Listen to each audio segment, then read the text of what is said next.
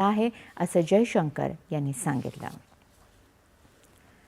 लोकसभेत आज अणुऊर्जा राज्यमंत्री डॉक्टर जितेंद्र सिंह यांनी मांडलेल्या भारताच्या आमूलाग्र परिवर्तनासाठी अणुऊर्जेची शाश्वत निर्मिती आणि प्रगती विधेयकावर चर्चा होत आहे. अणुऊर्जेचा विकास आणि जनतेच्या कल्याणाच्या दृष्टीनं किरणोत्सर्गाचं आयनीकरण करण्यासाठी या विधेयकात तरतूद आहे. त्याशिवाय अणुऊर्जेचा सुरक्षित वापर करण्यासाठीचा नियामक आराखडाही विधेयकात आहे. देशाच्या नव्या पिढीला सुरक्षित आणि स्वच्छ ऊर्जा देण्यासाठी हे विधेयक महत्त्वाचं ठरेल असं सिंह यांनी म्हटलं आहे. 2047 पर्यंत भारताची अणुऊर्जा क्षमता 100 गिगावॅटपर्यंत पोहोचवण्याचं उद्दिष्ट ठेवलं आहे असं त्यांनी सांगितलं.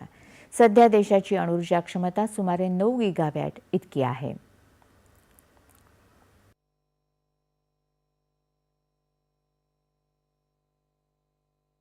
बढ़ती हुई एनर्जी की जरूरतों को पूरा करने के लिए तथा आत्मनिर्भर भारत के लक्ष्य को पूरी तरह प्राप्त करने के लिए ये भी जरूरी है कि हम पेट्रोलियम फॉसिल पदार्थों पर अपनी निर्भरता कम करें।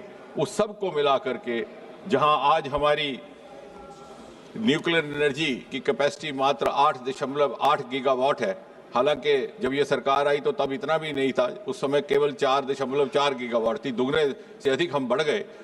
लेकिन उसको 100 गीगावाट तक पहुंचाना ताकि 2047 में हमारी एनर्जी की रिक्वायरमेंट का 10% हिस्सा न्यूक्लियर एनर्जी से आए।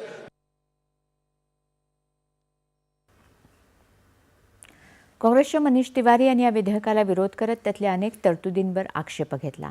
हे विधेयक संयुक्त संसदीय समितीकडे पाठवावं अशी मागणी त्यांनी केली.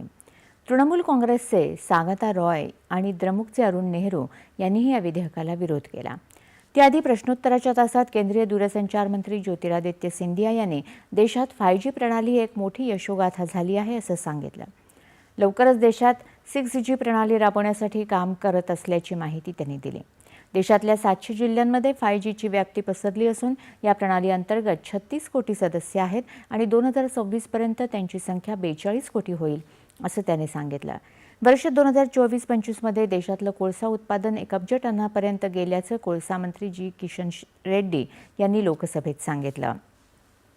कोळशापासून वायुनिर्मितीवर सरकारचा भर असून 2030 पर्यंत 10 कोटी टन निर्मिती करण्याचं उद्दिष्ट आहे असंही ते म्हणाले. राज्यसभेत आज कायदे निरसन आणि सुधारणा विधेयकावर चर्चा सुरू आहे. या विधेयकामुळे काही कायदे आणि नियम रद्द करणं तसंच सुधारणा करणं शक्य होणार आहे. 71 कायदे रद्द करणं तसंच 4 कायद्यांमध्ये सुधारणा करण्याचं विधेयकाचं उद्दिष्ट आहे. विधी आणि न्यायमंत्री अर्जुन राम मेघवाल यांनी हे विधेयक मांडलं.